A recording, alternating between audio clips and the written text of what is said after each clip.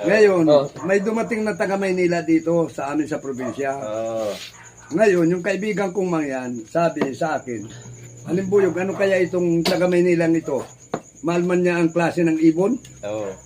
Ay di pinakita nung mangyan na kaibigan ko. Sabi doon sa taga Maynila, ayan, anong ibon yan? Sabi nung taga Maynila, madilaw.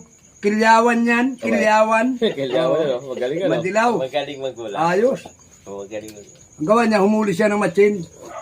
Tinatanaw na naman niya doon sa malayo. Ano yan? Sabi nung taga Maynila, parang nakakamot ng ulo Matsin yan? Tama, matsin.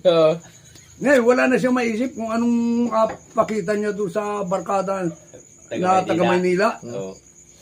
Ginawa niya, doon sa malayo, pinapunta niya yung asawa niya, nung asawa ng mangyan, pinatuwad. Sabi yan, anong ibon yan? May palo. Sabi nung